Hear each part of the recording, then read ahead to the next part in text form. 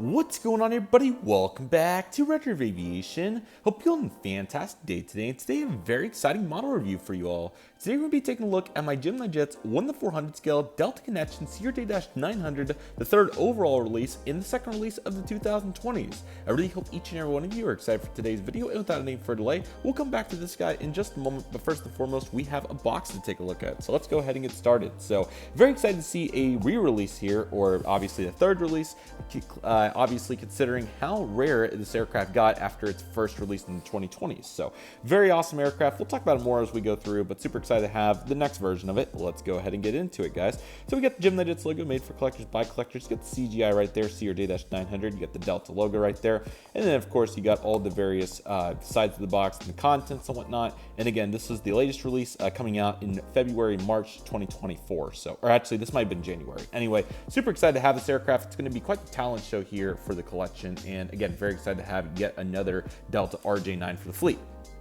So getting a little bit more into why I chose to get another one, it really boils down to my 2021 release actually having a crack on it. I have one missing tires and I have one with a crack up here, which is really unfortunate. I actually super glued back on the tires at the front one, which did come off when I was repairing the aircraft, so that was unfortunate, but I obviously continue to want to build up on the Delta Connection fleet, and this aircraft is so memorable. It's just like, how can you not get another one if an opportunity arises, you know? So again, I'm super excited to have this aircraft. Let me lower the camera just a little bit here. It'll make all the difference. There we go. And this is going to be a great addition to the collection here. I'm super excited to see what this aircraft's going to be all about today. So I'm going to go ahead and back up the camera and bring up the model. I'm going to zoom into it a little bit more here so you can kind of see what we're doing with this aircraft. It's one of the smaller offerings in the model review series, so it's kind of tough to get it there, but nevertheless, it looks like we're doing pretty good right there. And again, I'm super excited for this aircraft, and I hope each and every one of you are as well. I'm sorry about the table shaking between that and the tripod shaking. It's been quite a talent show to get this set up, but nevertheless, I think we got it here. So let's just go ahead and get into details of the Gemini third release Delta CRJ-900.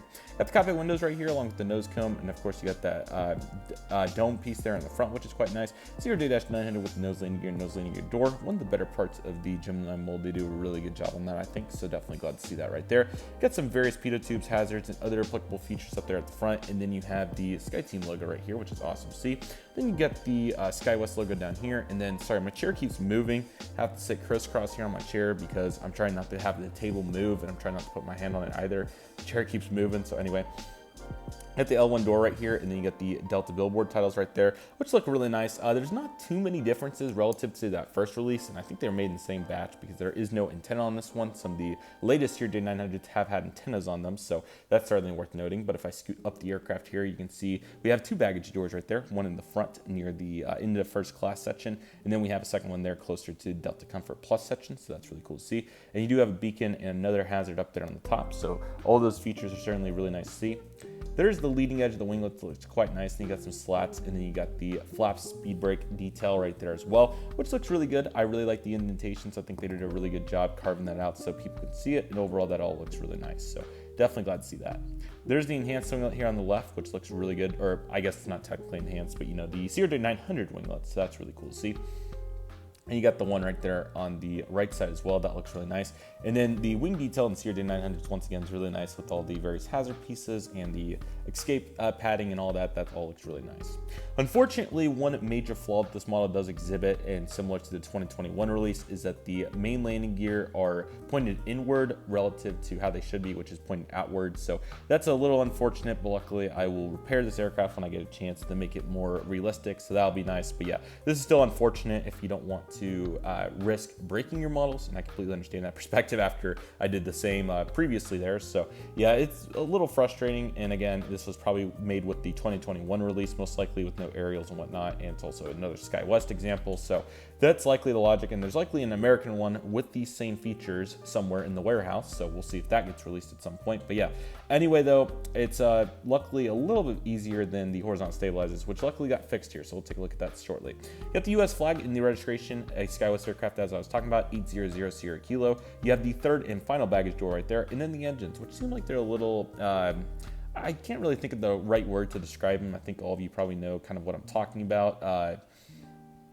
Is a little too big the right word? I don't know if that's exactly the right phrasing there, but they're like too tight, if that makes sense, like too far up and too far in. So I don't know what the correct verbiage would be for that, but you would say kind of like too tight probably. So anyway, it still looks nice. You have that little piece right there, and you got a couple more hazards back there before you get to the APU, and then you get the Delta tail, which looks really nice in this case, 800 for the registration. And then definitely the best part about this release is the horizontal stabilizers being in the correct position, which is super nice. So that was by far the hardest fix on the Delta and American CRJ-900s in the 2021 cycles. So I'm really glad now that these are fixed. All I have to do is landing gear, which is much less obvious if you mess it up and much easier relative to these, because the sockets get really messed up on them and you have to have them both in there at the same time to really get them good. So luckily though, they finally got it fixed and it looks much better. So very thrilled about that, and won't even have to worry about it for this particular release.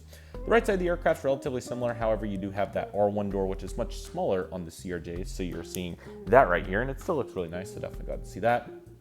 Along with all the additional details and all that, all looks really, really nice right there. So definitely glad to see that. Sorry about macro mode right there. That's definitely not what we love to see.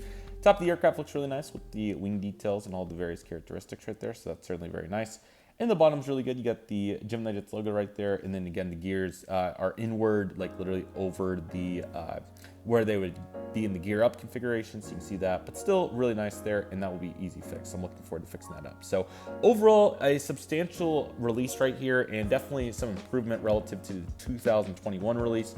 Unfortunately, the landing gear aren't perfect on it, but luckily that will be fixable. So I will fix that up, and then it will be good as new. So I'm looking forward to that. But still a really great aircraft for your collection if you're looking for a popular regional jet in the United States. Again, I really feel like an American one's probably somewhere back there, considering that this one they just kind of brought out of the fly with the Delta Widget 757, which that will be a review coming up. So stay on the lookout for that. But yeah, I really hope all of you have been enjoying all the reviews this summer. I've been pre-recording these in advance, as you'll see here in the future why. So glad to get these out and continue to exhibit these on a regular basis. So it's certainly been fun, and looking forward to doing more. Might try to start doing 2 a week maybe. It just depends on how many aircraft. Like 1 a week's always been great, because that's been just about right for aircraft I've wanted to cover a little bit more in depth that I haven't been able to in the massive unboxings. But there might be a chance that we get to the point where 2 might be even more applicable. So I'm not saying I'm going to review every single model that I get, but you know, like the Harlequin JetBlue A320 is kind of one that I would like to look at, but it's, you know, at the same time, it's kind of just a basic A320 there with a nice tail fin. So, you know, it's just breaking it down like that. The Phoenix A340-600, it's a nice mold, very similar concept to JetBlue, but just not much color going on there to look at. So, you know, we'll figure it all out, and I'm sure that'll all fall into place. But nevertheless, I'm still looking forward to the future of these model reviews, and these will definitely be a substantial component of my channel, especially when my parents kick me out of my house. I'm kidding, but when I have to move out from a job at some point, as they are very simple to make and still very fun at the same time. So again, I really hope all of you enjoyed this. Glad to get the balance going here, and it's been a really fun stretch and more to come. So with all that being said, everybody, that'll do it for today's video. Thank you all so much for watching. I want to thank each and one of you for watching. My name is Redriveraviation. Take it easy, everybody. Stay safe. Just process. Do you love and love what you do. My name is Redriveraviation. I want to thank you all so much for watching, and I'll see you all soon as Redriveraviation is signing off.